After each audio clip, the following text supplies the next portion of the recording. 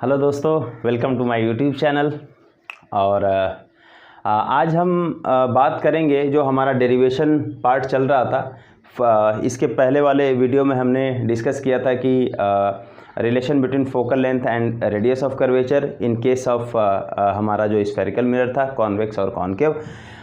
जिन्होंने नहीं देखा है उसको आप देख सकते हैं कि वो डेरिवेशन दोनों ही केस में किया गया है कैसे, और हमने देखा था कि रिलेशन क्या आया था F=R/2।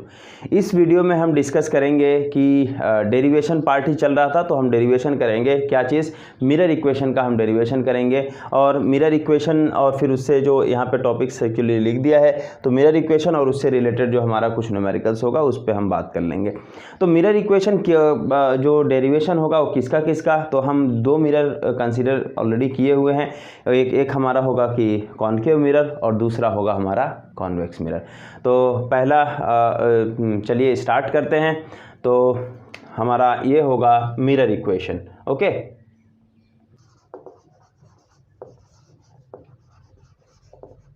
मिरर इक्वेशन या मिरर फॉर्मूला दोनों बात एक ही है।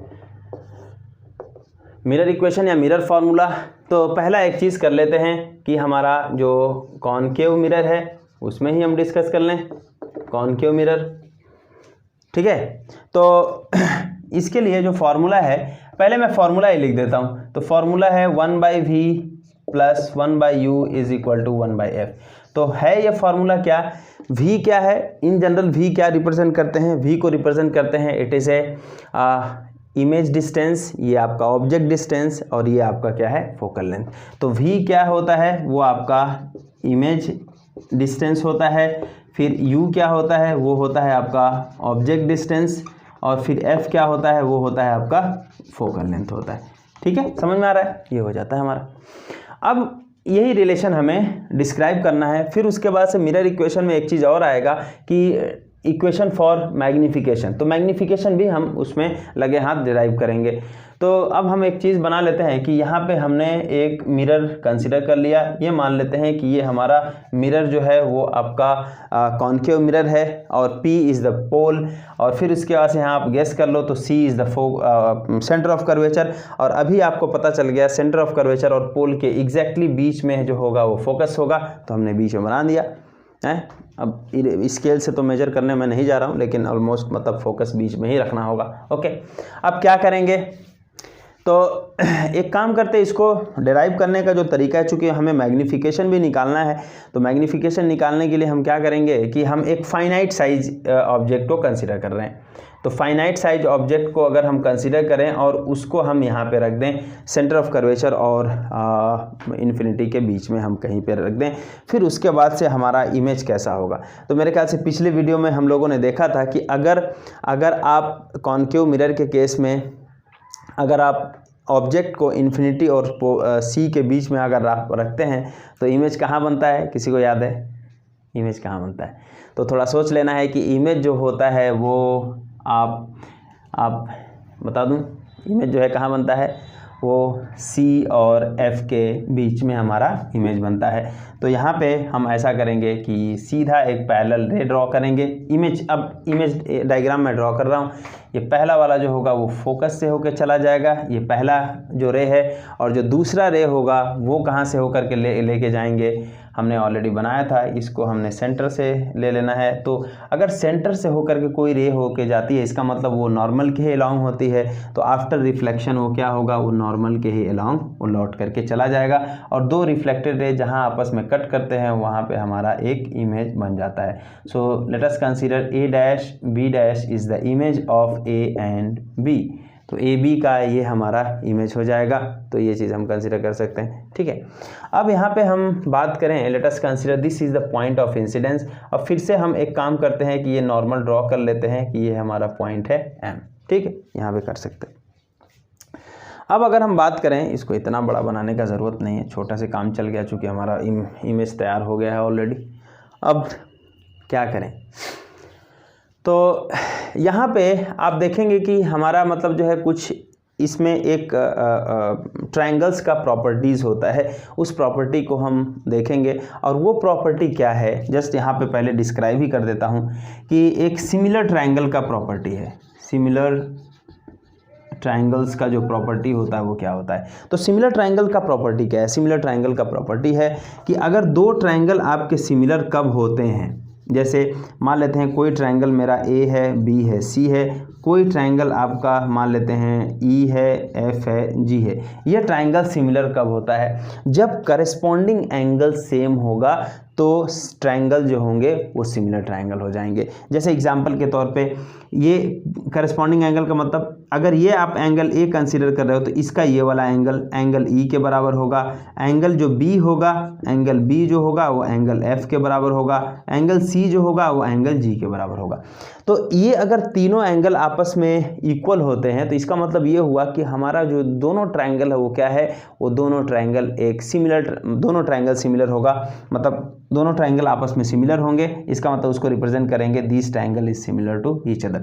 अब जब सिमिलर ट्रायंगल हो गया तब क्या हो गया, जैसे ही वो सिमिलर ट्रायंगल होगा इसका मतलब ये हो जाएगा कि जो साइड का रेशियो होता है वो इक्वल हो जाता है। जैसे एग्जांपल के तौर पे यहाँ पे होगा AC divided by EG is equal to CB divided by GF is equal to AB divided by EF। तो ये होता है सिमिलर ट्रायंगल होने के बाद में होता क्या है ये चीज़। जब कोई दो ट्रायंगल सिमिलर होते हैं इसका मतलब ये हुआ कि उन ट्रायंगल्स में साइड का रेशियो इक्वल होता है। कब सिमिलर होंगे? जब करस्पॉन्डिंग एंगल्स सेम होंगे। ठीक है, तो यहाँ पे हम बात करें कि आप एक काम करें कि जस्ट आप डिफाइन करो इसमें कौन कौन सा आपको सिमिलर ट्रायंगल आपको देखने के लिए मिल रहा है। इसका कई तरीके का डेरिवेशंस हो सकता है, मैंने एक टाइप में कंसिडर किया है। तो हम कंसिडर कर रहे हैं कि देखिए एक ट्रायंगल हम कंसिडर कर रहे हैं, ट्रायंगल ABC और ट्रायंगल CA', ये हम दो ट्रायंगल कंसिडर कर रहे हैं। ठीक है, कौन सा ट्रायंगल है? ट्रायंगल ABC और ट्रायंगल CA', ये हम कंसिडर कर रहे हैं। तो यानी कि ये कैसा ट्रायंगल है, देखिए ये ऐसा टाइप का है आपका। ये सबसे ज़रूरी चीज़ होता है कि पजल से बचने के लिए कि आप एक जस्ट जो आप कंसिडर कर रहे हो आप केवल उसी को बना लो। यहाँ पे आप देखो कि ये है A, ये है पॉइंट B और ये है पॉइंट C और ये है आपका A', ये है पॉइंट B'। क्या ये सिमिलर ट्रायंगल होगा या नहीं होगा, जस्ट मुझे जानना है। तो सिमिलर ट्रायंगल होने के लिए सिमिलर ट्रायंगल का आप यहाँ पे देखो कि क्या करस्पॉन्डिंग एंगल इक्वल है कि नहीं है। तो यस, यहाँ पे पहला एंगल तो इसके बराबर हो जाएगा और दूसरा चूंकि ये 90 डिग्री पे है यहाँ पे ये एंगल इक्वल हो जाएगा, दो एंगल। तो क्या तीसरा एंगल इक्वल होगा या नहीं होगा? तो तीसरा एंगल क्या होगा? तीसरा एंगल भी इक्वल हो जाएगा, यानी कि ये एंगल इसके बराबर हो जाएगा। यानी करस्पॉन्डिंग एंगल इक्वल हुआ। कैसे इक्वल हुआ?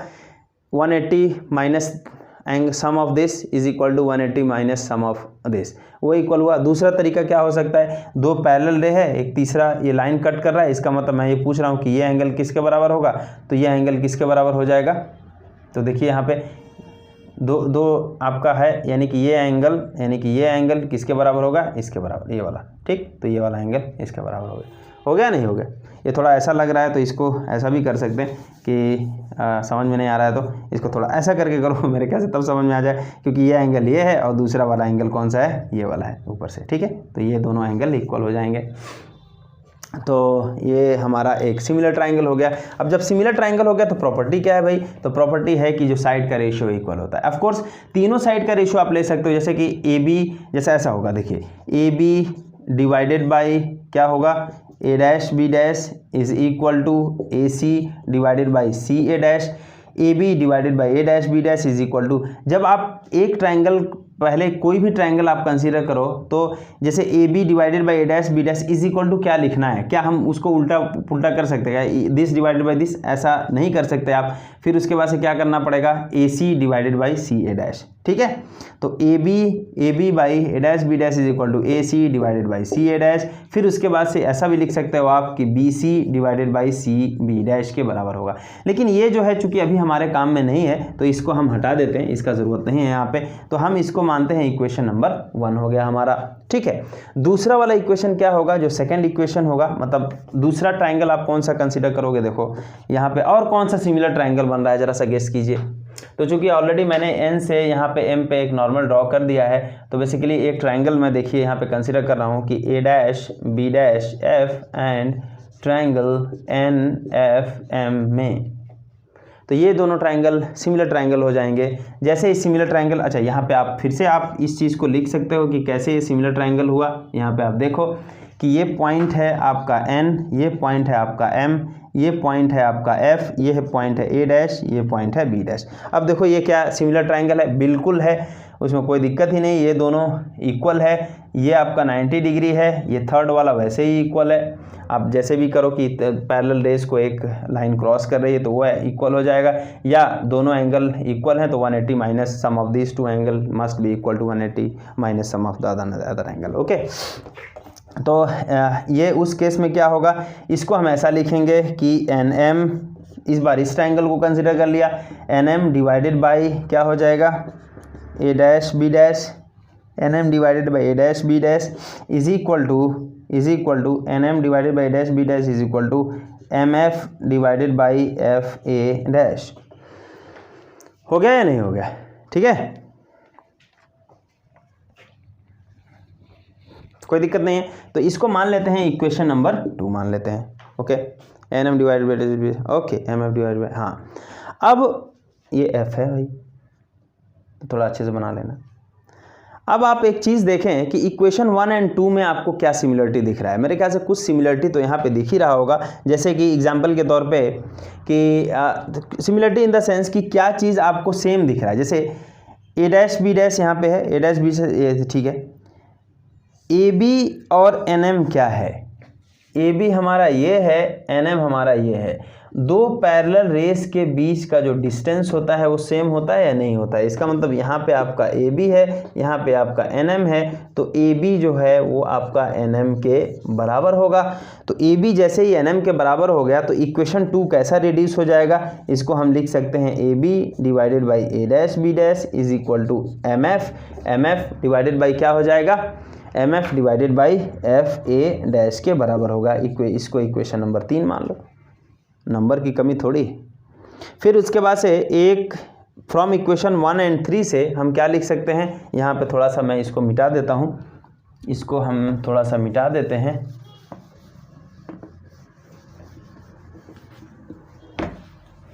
क्या हो जाएगा, फ्रॉम 1 और 3 से हम ये लिख सकते हैं AC divided by CA dash is equal to MF divided by FA dash के बराबर होगा या नहीं होगा। अब यहाँ पे फिर से हमें वही चीज़ कंसीडर करना होगा कि जब हम पैराएक्सियल रेस यानी कि स्मॉल एंगल अप्रॉक्सीमेशन या यहाँ पे जो पैराएक्सियल रे है वो कंसीडर करेंगे, तो उस समय जो एंगल होगा मतलब स्मॉल होगा, उस केस में जो M होगा मतलब M जो होगा वो किधर शिफ्ट करेगा, P की तरफ, जैसा एग्जैक्टली पहले वाले डेरिवेशन में हमने किया था उसी टाइप का है। ठीक है, तो हम क्या लिख सकते हैं यहाँ से, AC divided by CA dash is equal to ये PF हो जाएगा डिवाइडेड बाई FA डैश के बराबर हो जाएगा। अब आप देखो कि यार ये जो चीज़ें हैं एक्चुअली यही चीज़ है, जस्ट इसी को मॉडिफाई करना है, मिरर इक्वेशन आ जाएगा। AC divided by CA dash, AC क्या है, अब आप देखो AC A और C यानी कि ऑब्जेक्ट और सेंटर ऑफ कर्वेचर का बीच का डिस्टेंस, यानी कि ये हमको पता नहीं है। तो CA डैश क्या है, CA डैश वो भी हमको पता नहीं है। PF क्या है, PF हाँ ये पता है कि ये फोकस है। FA डैश ये हमको पता नहीं है। इसमें से केवल ऐसा एक ही क्वांटिटी है जो हमको पता है, वो है PF, जिसको हम फोकल लेंथ बोल रहे हैं। जो फोकल लेंथ है वो हमें पता है। AC हमको पता नहीं, क्या करेंगे, तो हम ये करेंगे कि AC को हम नोन क्वांटिटी के टर्म में लिखेंगे, तो AC इज इक्वल टू किसके बराबर हो जाएगा, क्या हम इसको AC को ऐसा लिख सकते हैं कि AC is equal to AP minus CP, लिखा जा सकता है कि नहीं लिखा जा सकता है। AP को हम क्या, AC को क्या लिख सकते हैं, एक्चुअली यहीं से ही आप लिख दो AC को क्या लिख सकते हैं, it is AP minus CP लिख सकते हैं या नहीं लिख सकते। AC को हम लिख सकते हैं AP माइनस CP, और दूसरा जो CA डैश है उसको क्या लिख सकते हैं, ज़रा बताओ आप। जो CA डैश है, CA डैश को क्या लिख सकते हैं, CP minus A dash P लिख सकते हैं या नहीं लिख सकते हैं। CA डैश को क्या लिख सकते हैं, CP minus A dash P। फिर उसके बाद से होगा आपका PF को आप PF ही रहने दो divided by FA dash. FA dash को क्या लिख सकते हैं, FA डैश को हम लिख सकते हैं A dash P minus FP। A dash P minus F P लिख सकते हैं, नहीं लिख सकते? आप देखो, अब कोई भी ऐसा क्वांटिटी नहीं होगा जो आपको पता नहीं है, यानी कि सभी क्वांटिटी आपको पता है। कौन कौन सा देखें आप, A P is the object distance, C P radius of curvature, C P फिर से radius of curvature, A dash P image और पोल के बीच का distance that is the image distance, P F पोल और फोकस के बीच का distance focal length, A dash P फिर से अगेन ए डैश पी मतलब इमेज डिस्टेंस, एफ पी फिर से फोकल लेंथ। तो सारा का सारा चीज़ आ गया यहाँ पे। अब यहाँ पे जस्ट हम यूजिंग साइन कन्वेंशन करेंगे कि यूजिंग साइन कन्वेंशन यूज करेंगे तो क्या लिखेंगे, तो ए पी क्या है, ए पी जो है वो किसके बराबर है, ये आपका ऑब्जेक्ट डिस्टेंस होगा, लिख दो यहाँ पे ऑब्जेक्ट डिस्टेंस जो कि माइनस यू के बराबर होगा। क्यों माइनस के बराबर हो, क्योंकि पोल यहाँ पे है, यानी कि जितना भी डिस्टेंस होगा सारा का सारा निगेटिव होगा। सी पी क्या है, सी पी जो है वो हमारा है रेडियस ऑफ कर्वेचर जो कि माइनस आर के बराबर है, पी एफ जो है वो है आपका फोकल लेंथ जो कि माइनस एफ होगा, फिर उसके बाद से आपका ए डैश पी है जो कि आपका इमेज डिस्टेंस होगा जो कि माइनस वी के बराबर है। अब क्या इसको हम यहाँ पे रख सकते हैं या नहीं रख सकते हैं, तो इसको तो एटलीस्ट मिटा देता हूँ मैं। तो हमारा यहाँ पे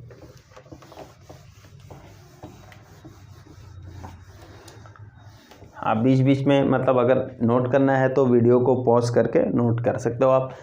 तो फिर उसके बाद से इस इक्वेशन को ज़रा सा देखें यूजिंग साइन कन्वेंशन में। ए पी जो है वो क्या है, ए पी जो है माइनस यू है और सी पी क्या है माइनस आर है, फिर नीचे सी पी माइनस आर, फिर उसके बाद से minus A dash P that is minus V, होगा या नहीं होगा, माइनस वी। पहले मैं एक बार लिख लेता हूँ, P F minus F divided by A dash P minus V, right.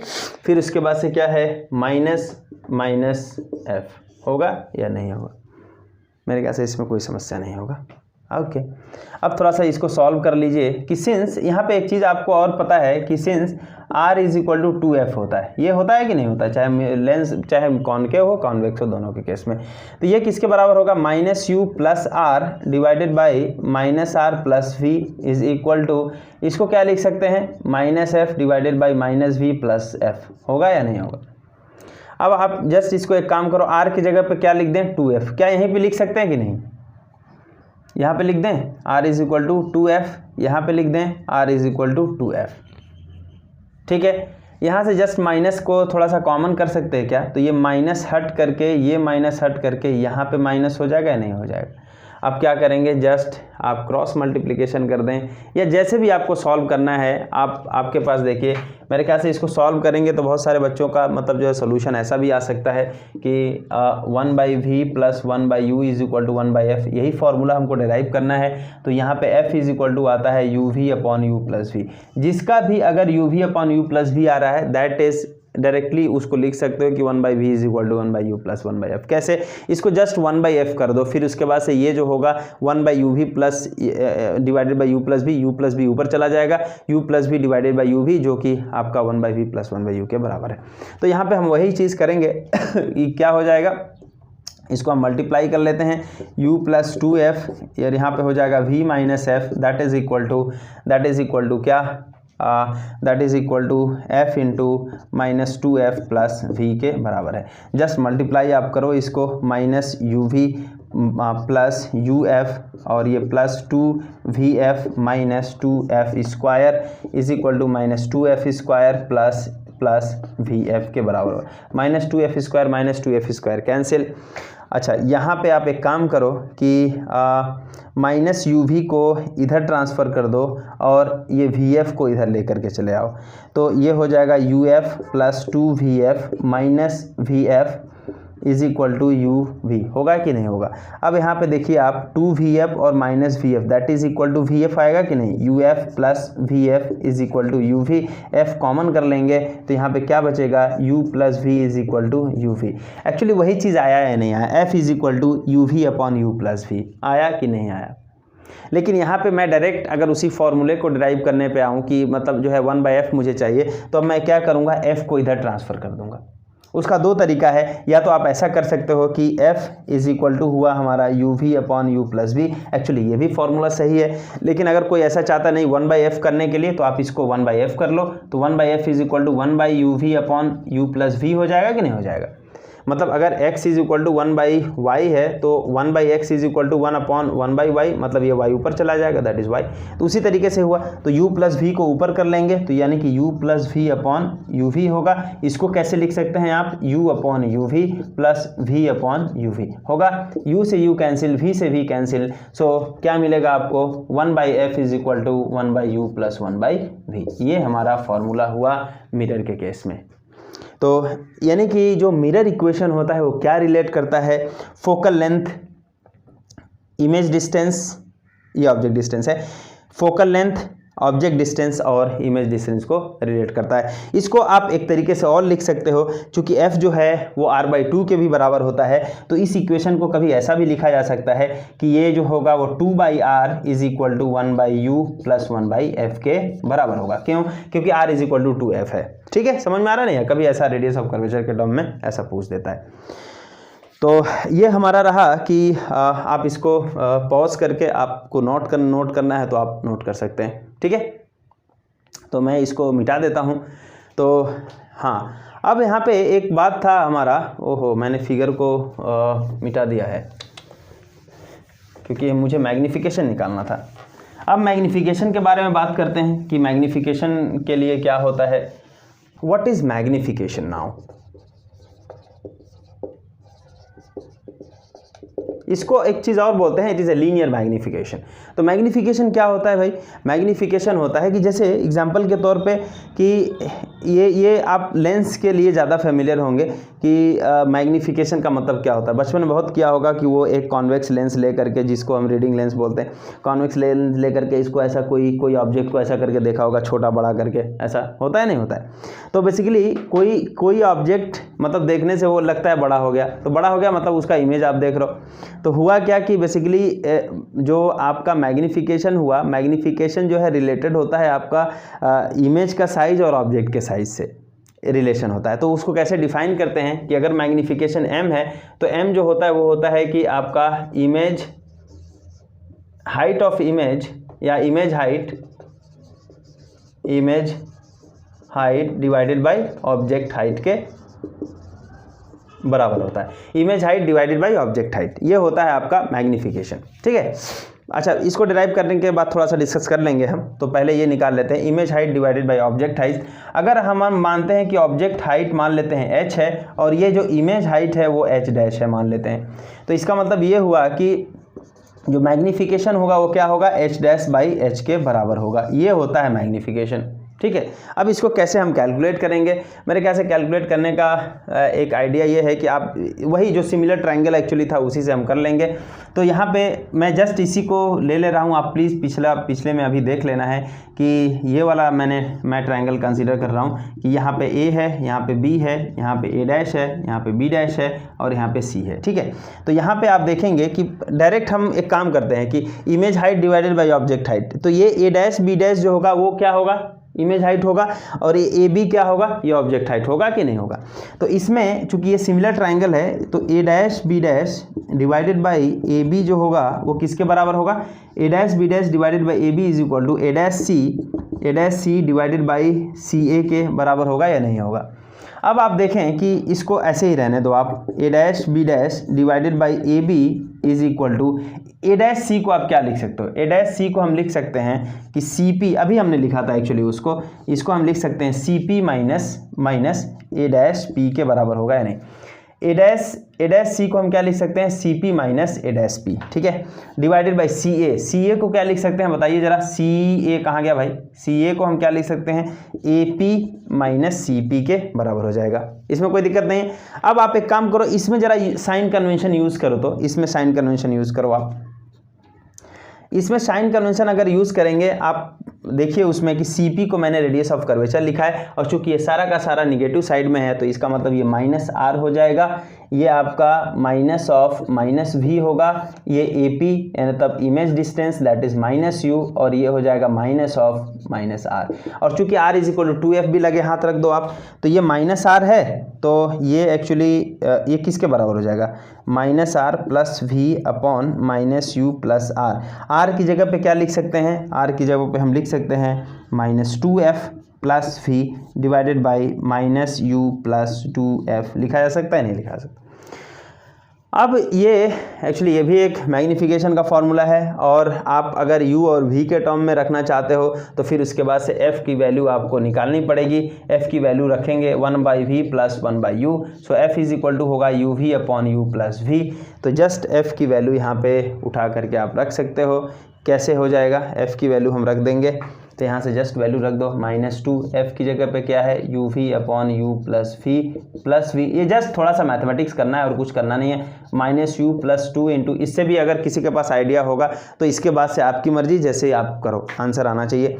तो 2 इंटू, ऑफकोर्स प्रोसीजर भी सही होना चाहिए 2 इंटू ये होगा uv अपॉन u + v। ठीक है, अब क्या करेंगे इसके बाद में, इसके बाद देखिए यहाँ पे करता हूँ कि इसके बाद फिर यहाँ से करते हैं, यहाँ से, ठीक है।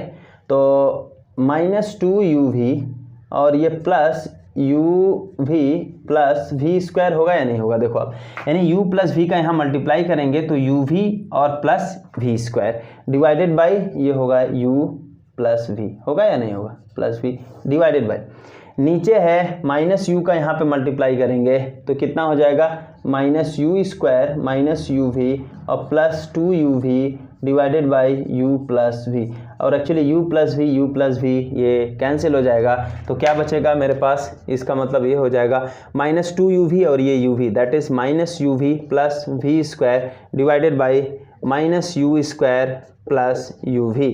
और इसमें से अगर आप v कॉमन करें तो v कॉमन करेंगे तो -u + v, फिर उसके बाद से इसमें से u कॉमन करें तो कितना हो जाएगा -u + v, और ये -u + v ये आपका आया v अपॉन u। तो राइट साइड क्या आ रहा है आपका, इसको जस्ट इसको नोट कर सकते हो आप। ओके, तो मैं एक काम करता हूँ, ये आपका v/u आ गया। v/u है क्या, ये है a' b' divided by ab, लेकिन हमने एक ही साइड में साइन कन्वेंशन यूज़ किया है। ठीक है, अब देखिए a' b' = v/u आ गया। अब मैं उसको मिटा देता हूँ, इसका ज़रूरत नहीं है, v/u हमारा आ गया है।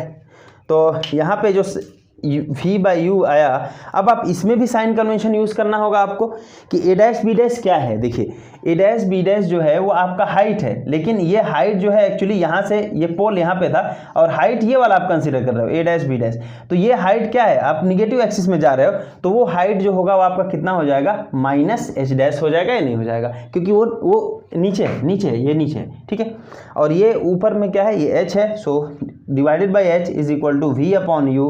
और आपका मैग्नीफिकेशन जो होता है जस्ट h' होता है, दोनों का जस्ट हाइट कंपेयर करना होता है। तो ये जो होगा h' जो होगा वो -v अपॉन u के बराबर होगा। This implies magnification in terms of u and v object and image distance क्या होगा, मैग्नीफिकेशन -v/u के बराबर होगा। इसका मतलब क्या हुआ, इसका मतलब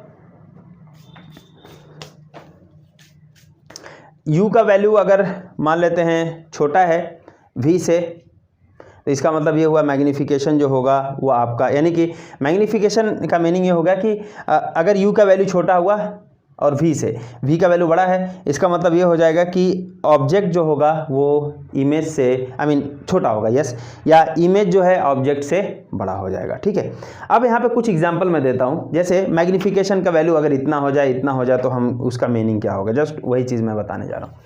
जैसे अगर हम बात करें मैग्नीफिकेशन का, तो मैग्नीफिकेशन अगर मान लेते हैं -2 है, इसका क्या मीनिंग होगा, what is the meaning of this, magnification -2 है। तो यहाँ पे एक चीज़ देखना है कि मैग्नीफिकेशन -2 में इसको आप -2 को जस्ट एक मॉड वैल्यू कंसीडर करो 2, यानी कि इसका जो m है वो 2 है, जस्ट पहले ये माइनस प्लस का मतलब अलग होगा, ये 2 है। 2 का मतलब ये हुआ कि अगर मैग्नीफिकेशन की वैल्यू 1 से ज़्यादा है, इसका मतलब ये हुआ कि आपका जो ऑब्जेक्ट इमेज जो होगा वो इमेज जो होगा वो बड़ा होगा ऑब्जेक्ट से। इसका मतलब क्या हुआ कि ये इमेज जो है मतलब वो मैग्नीफाइड इमेज है, मतलब m की वैल्यू है वो h'/h उससे बिल्कुल निकाल सकते हैं। ये ग्रेटर देन 1 होगा, इसका मतलब h' होगा वो h से बड़ा होगा, यानी कि जो आपका इमेज हाइट है वो ऑब्जेक्ट हाइट से ज़्यादा है, वो मैग्नीफाइड है। तो 1 से बड़ा होने से इसका मतलब इमेज बड़ा हो जाएगा, 1 से छोटा होने से ऑब्जेक्ट बड़ा होगा। When m is less than 1 इसका मतलब ये हुआ यहाँ पे कि जो ऑब्जेक्ट होगा वो आपका इमेज से छोटा हो जाएगा। फिर उसके बाद से यहाँ माइनस प्लस का क्या मतलब हुआ भाई, तो माइनस का मतलब ये होता है कि इमेज आपका रियल होगा, और आपका अगर वो प्लस आया हुआ है तो इमेज जो होगा वो क्या होगा, वर्चुअल होगा। बस इसका मीनिंग ये होता है मिरर के केस में। ओके, तो ये चीज़ हम कर सकते हैं। अब हम बात करते हैं कि जो दूसरा वाला हमारा है कि ये मिरर इक्वेशन हमने ड्राइव किया। दूसरा हम बात करते हैं कि जो कॉन्वेक्स मिरर है उसके बारे में, या कॉन्केव मिरर के केस में इसमें एक क्वेश्चन आता है कि इवन यहाँ पे तो रियल इमेज के लिए हो गया, रियल इमेज के लिए हो गया। तो हम एक बात करते हैं कि ये जो पहला वाला केस था वो हमारा किसके लिए था, रियल इमेज के लिए था। अब नेक्स्ट हम कंसिडर करते हैं कि हम वर्चुअल इमेज के लिए कंसिडर करें। तो वर्चुअल इमेज के लिए अगर हम कंसिडर करें तो वर्चुअल इमेज का मतलब यानी कि कॉन्केव में ही अगर आपको वर्चुअल इमेज कंसीडर करना है, कैसे करोगे आप, कॉन्केव में ही वर्चुअल इमेज कंसीडर करना है, कैसे करेंगे,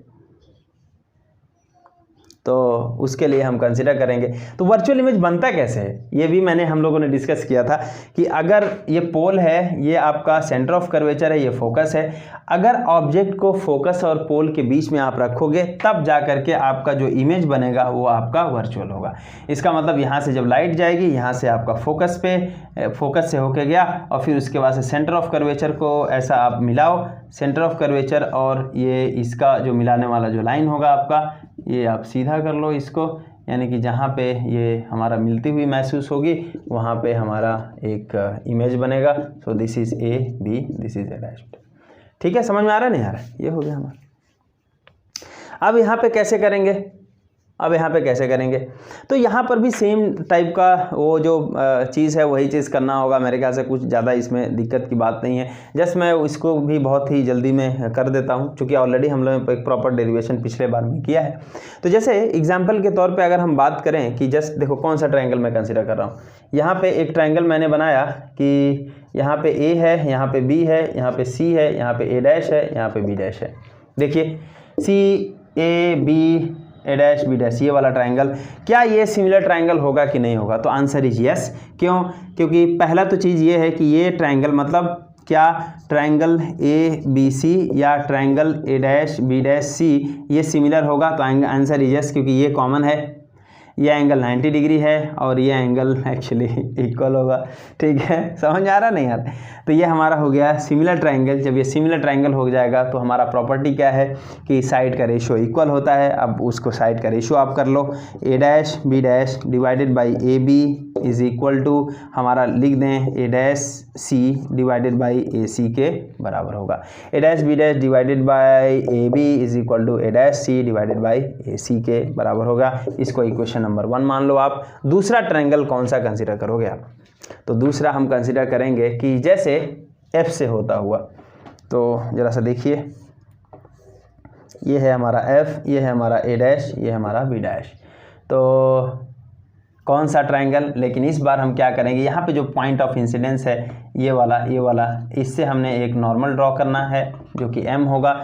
तो हम जो कंसीडर कर रहे हैं वो ये कंसीडर कर रहे हैं कि यहाँ पे N है, यहाँ पे M है। देखिए यानी कौन सा ट्रायंगल हमने कंसीडर किया कि ट्रायंगल एफ एम एन, और ट्रायंगल कौन सा F A dash B dash consider किया। ठीक है, तो इसमें ये जो एंगल है वो कॉमन है, ये आपका 90 डिग्री है, इसका मतलब ये जो है इसके बराबर होगा, या ऑफ कोर्स ये भी उसी के बराबर होगा, क्योंकि दो रेस को एक ऐसा मतलब एक क्रॉस कर रही है एक रे, तो ये एंगल इसके बराबर होगा। ठीक है, तो यहाँ पर भी फिर से सिमिलर ट्रायंगल, इसका मतलब हम लिख सकते हैं कि A dash B dash divided by N M is equal to किसके बराबर होगा भाई बताओ, तो A dash F divided by M F के बराबर होगा या नहीं होगा, इसमें कोई दिक्कत नहीं है। A dash B dash divided by N F, A dash B divided by N F is equal to A dash F divided by M F. Yes, तो अब यहाँ से इक्वेशन नंबर 1 और 2 से फिर से आपको वही चीज़ कि ये जो है चूंकि ए बी और आपका जो एम एफ है, यहाँ पे देखो आप ए बी और ये आपका जो एम एन है, ए बी और एम एन ये दोनों इक्वल है या नहीं है, पैरेलल रेस, दोनों के बीच का जो डिस्टेंस होगा उसमें हो जाएगा। इसका मतलब ये हुआ कि ये जो इक्वेशन नंबर 2 में ये जो A dash B dash N M जो है ए बी, यानी A dash B dash divided by A B is equal to A dash B dash divided by A B, first equation के यानी कि right side आपका equal होगा, तो यानी कि A dash C divided by A C is equal to A dash F divided by M F के बराबर होगा। अब आप क्या कंसीडर करते हो, स्मॉल एंगल अप्रॉक्सीमेशन, जो कि एन जो है वो पी के आसपास पहुंचेगा तो एम जो है पी के पास पहुंच जाएगा, तो एम को हम पी लिख सकते हैं यहाँ पे।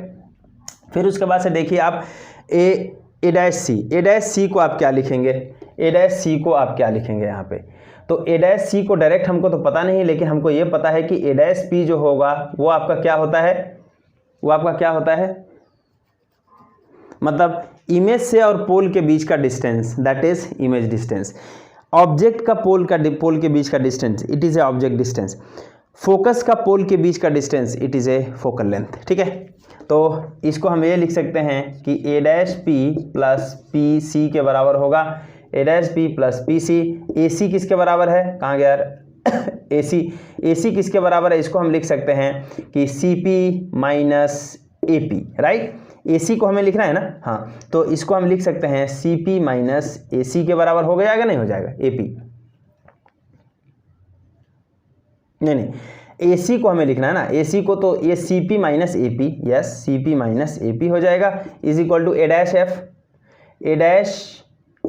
तो A dash P plus P F के बराबर हो जाएगा, और ये हो जाएगा आपका पी एफ। फिर उसके बाद से आप साइन कन्वेंशन यूज़ कर लो, बाकी सारा चीज़ वही है।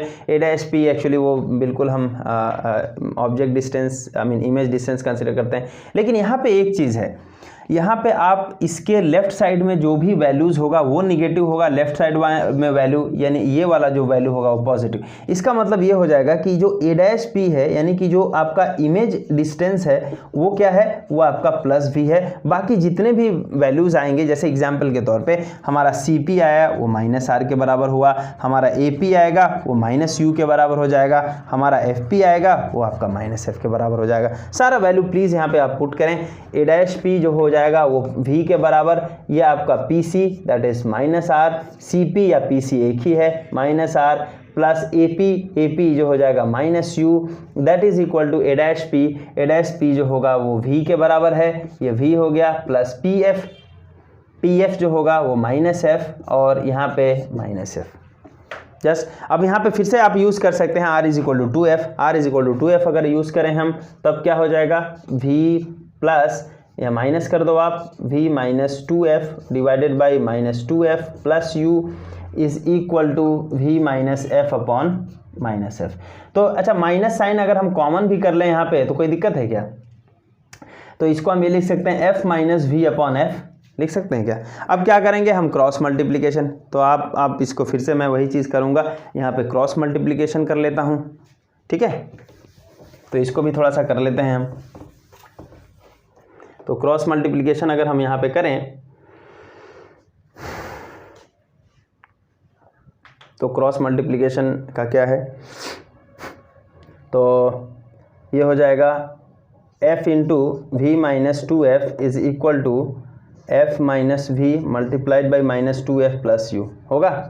तो F V minus 2f square is equal to minus 2f square, और ये हो जाएगा plus F V F U, फिर उसके बाद से माइनस माइनस प्लस 2vf, और ये हो जाएगा माइनस uv। ठीक है, और यहाँ से माइनस 2f स्क्वायर इससे, और फिर उसके बाद से fv को आप उधर ट्रांसफ़र कर दो, uv को इधर लेके चले आओ, तो uv इज इक्वल टू कितना हो जाएगा, और जब आप इसको इधर लेके आओगे तो ये actually minus 2vf minus vf that is vf, और ये हो जाएगा प्लस uf।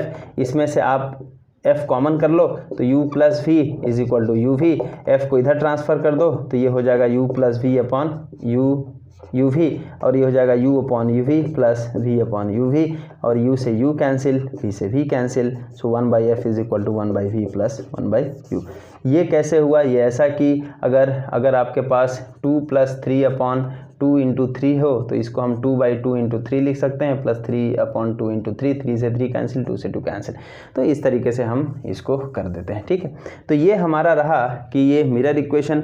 अब इसके बारे में जो फिर से वही मैग्नीफिकेशन है, तो मैग्नीफिकेशन फिर से प्लीज़ आप, मेरे ख्याल से ये आपका होमवर्क होगा, तो मैग्नीफिकेशन में कोई दिक्कत नहीं होगा आपको। जस्ट यही जो इक्वेशन अभी हम लोगों ने डिराइव किया था कि कौन सा इक्वेशन था कि जो A' करके आया था, A' बड़ा वाला, यस। तो हमने, मेरे ख्याल से एक ट्रायंगल था, वो ट्रायंगल आपको याद होगा। अच्छा, जस्ट इसको आप एक स्क्रीनशॉट ले सकते हो या फिर जस्ट आप नोट कर लो इसके, या रोक करके आप ले सकते हो इसको, वीडियो को पॉज करके। तो मैं इसको मिटाता हूँ अभी फ़िलहाल के लिए, क्योंकि मुझे जो है अभी इसके बारे में थोड़ा सा बात कर लेना है बस, और कुछ करना नहीं है। तो यहाँ पे अगर हम यहाँ पे मैग्नीफिकेशन के बारे में बात करें तो मैग्नीफिकेशन एक्चुअली क्या होगा कि हमारे पास क्या था, एक image height divided by object height. तो यहाँ पे A' B' divided by AB, यही था। A' B' divided by AB, ये किसके बराबर हुआ था? एक्चुअली यही देखो आप, A' डिवाइडेड बाई AC के बराबर है या नहीं, A' डिवाइडेड बाई AC के बराबर है। और इसी को आपने क्या लिख दिया था यहाँ पे, A' plus PC divided by CP minus AP। और जब इसके वैल्यू को आपने पुट किया तो -V, और ये हो जाएगा आपका -R डिवाइडेड बाई -R, और ये हो जाएगा प्लस U। और फिर R is equal to 2F आपने रखा, फिर F की वैल्यू आप रख दो। F की वैल्यू जैसे ही आप रखोगे, F is equal to UV upon U plus V, आपके पास आ जाएगा कि ये फिर से V अपॉन U आएगा। और फिर यहाँ पे आप जब साइन कन्वेंशन यूज़ करोगे, नहीं इस समय एक्चुअली ये माइनस आएगा, ये माइनस आएगा, बिल्कुल आएगा। और A' जो होगा एक्चुअली H' होगा डिवाइडेड बाई H, और ये जो होगा आपका magnification M is equal to -V upon U। Please इसको करके आप देख लेना, आपका आंसर वेरीफाई हो जाएगा, ठीक है। तो ये हमारा रहा कि मिरर इक्वेशन के बारे में मैंने कई उसमें डिस्कशन कर दिया। अब आपका एक होमवर्क देता हूँ मैं कि अगर आपके पास कॉन्वेक्स मिरर को आपको करना है तो कैसे आप करोगे। कॉन्वेक्स मिरर का आपको करना हो तो जस्ट मैं उसका एक फिगर बना देता हूँ, आप उससे जो है कर सकते हैं कि कॉन्वेक्स मिरर में हम कैसे मतलब जो है मिरर इक्वेशन को डिराइव करेंगे। तो वो भी मैं बता देता हूँ। मान लेते हैं ये हमारे पास एक कॉन्वेक्स मिरर है, ये हमारा पोल है, फिर उसके बाद से ऑब्जेक्ट को आप यहाँ पे रख दो, फिर उसके बाद से क्या होगा, ये यहाँ पे गया। मेरे ख्याल से इसमें भी हम लोगों ने डिस्कस किया था कि कैसे इमेज बनेगा। यहाँ पे मान लेते हैं सेंटर ऑफ कर्वेचर, यहाँ पे कहीं पे आपका फोकस है। फिर क्या करेंगे, सेंटर ऑफ कर्वेचर से एक लाइन ड्रॉ करेंगे जो कि फोकस से होकर के जा रहा है। और फिर उसके बाद से क्या करेंगे, यहाँ से एक चूँकि ये angle of incidence angle of reflection के बराबर होगा, फिर ये आपका यहाँ पे कहीं पे इमेज बनाएगा जो कि आपका आई का पॉइंट है, या जो आप AB, मतलब आई का पॉइंट ये नहीं होगा, अभी बनाएंगे हम, A है B है। फिर उसके बाद से एक चीज़ और कर सकते हो आप कि आपका ये P से, yes, so this is the angle of incidence, और इसको ले करके एंगल ऑफ रिफ्लेक्शन से ले करके हम बनाएंगे। ये समझ में आ रहा है ना, जस्ट मैं वही कन्वेंशनल जो प्रोसीजर है वही कर रहा हूँ कि ये आपका इंसिडेंट रे और ये आपका नॉर्मल, क्योंकि नॉर्मल C से अलॉन्ग जा रहा है, ये नॉर्मल हो जाएगा। तो this the angle of incidence, और ये एंगल ऑफ रिफ्लेक्शन लेते हुए एक लाइन ड्रॉ कर देंगे, और फिर इससे सीधा हम मिलाएंगे। तो ये हमारा इमेज का जो पॉइंट होगा एक्चुअली ये यहाँ पे होगा, जिसको आप A' B' बोल सकते हो, ठीक है। अब एक चीज़ और यहाँ पे होगा कि अगर हम C के लाइन में अगर हम करें, मान लेते हैं यहाँ पे जैसे ये ऐसा हो कि ये C की तरफ होता हुआ जा रहा है, तो ये अगर रे होगा तो ये ऐसे उल्टा करके चला जाएगा। अब यहाँ पे आपको ढूंढना है कि यहाँ पे जो ट्रायंगल है वो कौन सा ट्रायंगल हम कंसीडर करेंगे। तो मेरे ख्याल से जस्ट आप एक काम करो कि अभी देखो ये काफ़ी पजल हो गया है, तो इसको आप ऐसा कर सकते हो कि यहाँ पे ऐसा कुछ करके एक आपको मिलेगा। देखो आप, ये है A B, और ये है हमारा P, और ये है हमारा नहीं P नहीं है, ये हमारा कौन सा मैं कंसीडर कर रहा हूँ, हाँ P, यस P, और ये हमारा है A' B'। एक्चुअली ये सिमिलर ट्रायंगल होगा, आप चेक कर लेना प्लीज़। सिमिलर ट्रायंगल ये आपको देखने के लिए मिलेगा, ठीक है। क्यों मिलेगा, इसके यहाँ पे ये प्रॉपर्टी को आपको देख लेना है कि ये सिमिलर ट्रायंगल मतलब जो है क्यों होगा, ठीक है। समझ में आ रहा नहीं आ रहा, तो क्योंकि इसको हम सीधा अगर ऐसा मिला देंगे तो क्या होगा, ये एंगल एक्चुअली इसके बराबर हो जाएगा। तो इसका मतलब ये एंगल जब इसके बराबर होगा, इसके बराबर कौन सा, ये रिफ्लेक्टेड एंगल इसके बराबर होगा, और चूंकि इंसिडेंट एंगल रिफ्लेक्टेड एंगल के बराबर होता है तो ये एंगल आपका इसके बराबर हो जाएगा। ये एंगल इसके बराबर हो गया, इसका मतलब ये दोनों इक्वल हो गए, ये दोनों 90 डिग्री हो गए, तो ये वाला होगा ऑटोमेटिकली इक्वल हो जाएगा। तो ये हमारा एक ये जो ट्रायंगल हुआ एक सिमिलर ट्रायंगल होगा, इसकी प्रॉपर्टी आप स्टडी कर लो। फिर उसके बाद से एक कहीं से आप कहीं से आप एक दूसरा ट्रायंगल देखो कौन सा, जस्ट मुझे तो ट्रायंगल बना देना है, मेरे ख्याल से आप लोग कर सकते हो। फिर उसके बाद से यहाँ पे हम क्या करेंगे, कोई भी कंसिडर कर लो, A B upon A dash B dash is equal to A P divided by P A dash के बराबर हो जाएगा। और बाकी पी ए डैश और ए डैश पी एक्चुअली ये एक इमेज ऑब्जेक्ट डिस्टेंस होगा, एक इमेज डिस्टेंस हो जाएगा। और दूसरा वाला ट्रायंगल कौन सा कंसीडर करेंगे, देखिए दूसरा वाला ट्रायंगल मैं बना देता हूँ कि दूसरा वाला जो ट्रायंगल होगा वो है आपका ये पॉइंट सी है, ये पॉइंट बी है, ये पॉइंट ए है, और ये हमारा क्या है, this is A dash, this is B dash. ठीक है, अब यहाँ पे आप देख सकते हो कि ये तो बिल्कुल कन्वेंशनली हो गया, जो कि हमारा पहले वाला था कि ये कॉमन हो जाएगा, ये 90 डिग्री है, मतलब ये 90 डिग्री है, ये वाला 90 डिग्री है, इसका मतलब ये एंगल इसके बराबर हो जाएगा। तो इससे हम कर सकते हैं, और फिर दोनों को इक्वेट कर लेंगे, क्योंकि A B divided by A dash B dash, यहाँ पर भी A B divided by A dash B dash equal, right side को इक्वल करके हम मिरर इक्वेशन निकाल देंगे। तो ये आपका एक होमवर्क रहेगा, प्लीज़ इसको आप कीजिए, अगर नहीं होता है तो मुझे आप बताइए, मैं इसको कर लूँगा, करके बता दूँगा। फिर में मैग्नीफिकेशन हो गया। और आपको अगर इससे रिलेटेड नोट्स चाहिए तो प्लीज़ लेट मी नो, मैं वो नोट भी आपको जो इसका PDF कॉपी है मेरे पास में, मैं उसको नोट को मेरा खुद का बनाया हुआ है, मैं दे दूँगा उसको। ठीक है, अच्छा अब हम थोड़ा सा एक बात कर लेते हैं कि जो हमारा न्यूमेरिकल्स है उस पर हम बात कर लेते हैं। तो एक जस्ट न्यूमेरिकल पे बात कर रहे हैं, जैसे मान लेते हैं कि मेरा ऐसा दिया हुआ है कि अगर रेडियस ऑफ कर्वेचर, मान लेते हैं कि एक न्यूमेरिकल है, जस्ट ऐसे ही एक आध दो न्यूमेरिकल देख लेते हैं कि अगर मान लेते हैं कि रेडियस ऑफ कर्वेचर गिवन है, मान लेते हैं कि एक कॉनकेव मिरर का रेडियस ऑफ कर्वेचर अगर गिवन है, लेट अस कंसीडर कि इट इज़ 10 सेंटीमीटर अगर गिवन है, 10 सेंटीमीटर गिवन है, तो अगर पूछा जाए कि अगर ऑब्जेक्ट को if object is placed at if object is placed at 15 या let us consider 20 centimeter then find the image position को हमें फाइंड आउट करना है।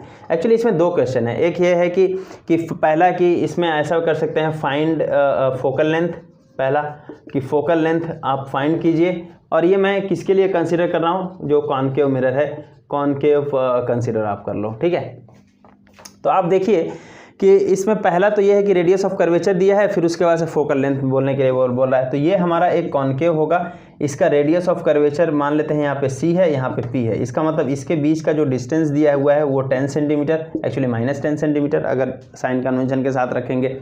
ऑब्जेक्ट को हमेशा लेफ्ट साइड में हम इन जनरल कंसीडर करते हैं, तो ये जो है आपका कहाँ पूछ रहा है, ये 20 सेंटीमीटर पे ऑब्जेक्ट को रखा गया है। इसका मतलब ये हुआ कि इससे जस्ट दूने पे आपका ऑब्जेक्ट को रखा गया है, यहाँ पे, यहाँ से यहाँ तक के बीच का जो डिस्टेंस होगा वो कितना होगा, 20 सेंटीमीटर।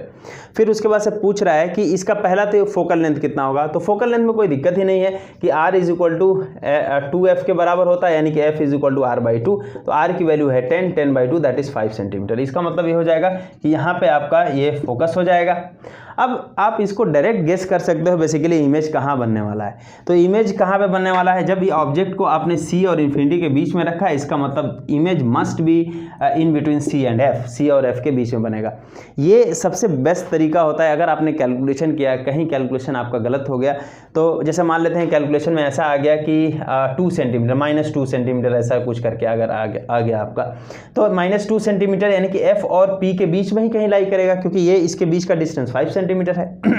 इसका मतलब हम कहीं ना कहीं गलत कर रहे हैं, वहाँ से वेरिफिकेशन आपका हो जाएगा। ठीक है, समझ में आ रहा है, नहीं आ रहा है, तो उसको हम कर सकते हैं।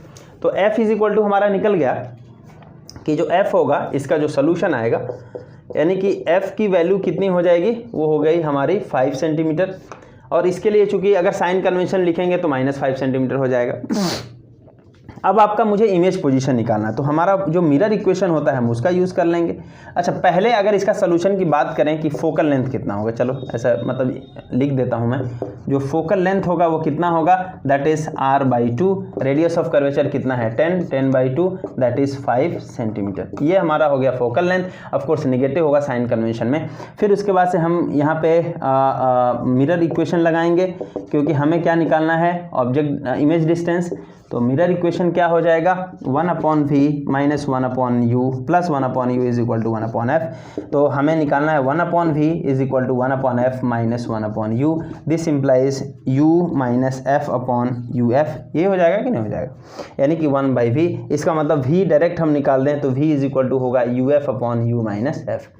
तो इसका मतलब क्या हो जाए, v निकालना है u ऑलरेडी दिया हुआ है कितना, -20 सेंटीमीटर। तो -20 multiply by focal length. Focal length भी एक्चुअली निगेटिव होगा, तो फोकल लेंथ 5 आया है तो -5 लिख दो आप, डिवाइडेड बाई -20 माइनस -5। हो गया या नहीं हो गया, बस काम खत्म। तो कितना हो जाएगा ये ज़रा बताइए। ये प्लस हो जाएगा 20 मल्टीप्लाइड बाई 5 डिवाइडेड बाई, और ये हो जाएगा +5 और ये हो जाएगा -20 दैट इज़ -15। 5 3 15 और ये हो जाएगा कितना 20/3। 20/3 का मतलब कितना होगा 6.67 सेंटीमीटर, ये माइनस साइन के साथ। अब आप देखो क्या ये आंसर मतलब थोड़ा वैलिड लग रहा है या नहीं लग रहा है। तो v is equal to -6.6 centimetre, ये हमारा आंसर है। निगेटिव साइन क्या रिप्रेजेंट करेगा कि इमेज जो है पोल के लेफ्ट साइड बन रहा है, ठीक, पहला। इसका मतलब और भी एक चीज़ है कि ये रियल बन रहा है। दूसरा ये 6.67 सेंटीमीटर। अब देखो आप, हमारा गेस क्या था, हमारा गेस ये था कि जब आपका इन्फिनिटी और c के बीच में बनता है, मतलब ऑब्जेक्ट रहता है, तो c और f के बीच में आपका इमेज बनता है। यहाँ पे क्या ऐसा हो रहा है या नहीं हो रहा है, c का जो डिस्टेंस है वो 10 सेंटीमीटर पे है, ये यहाँ से यहाँ तक 10 है, और फोकस का यहाँ से यहाँ तक 5 है। इसका मतलब इसके बीच में आपका कहीं पे इमेज बनेगा। अब देखिए 6.67 पे बन रहा है, इसका मतलब यहाँ पे कहीं पे इमेज आ रहा है। तो इसका मतलब हमारा जो प्रेडिक्शन है c और f के बीच में, वहाँ पे सही है। इसका मतलब ये आंसर करेक्ट है। तो यहाँ पे मैं वही बता रहा था कि अगर मान लेते हैं कि वही 3 आ गया तो -3 आ जाता, तो इसका मतलब यहाँ पे कहीं बनता है। इसका मतलब यार ये तो गलत हो रहा है, क्योंकि c और f के बीच में बनना चाहिए। तो उससे हम क्या करेंगे, एक वेरिफिकेशन हमारा हो सकता है, ठीक है। तो ये हमारा रहा कुछ, हमने एक न्यूमेरिकल्स इसमें देखा। नेक्स्ट वीडियो में हम शुरू करेंगे हमारा जो रिफ्रैक्शन होगा उसके बारे में बात करेंगे। Okay, so thank you very much.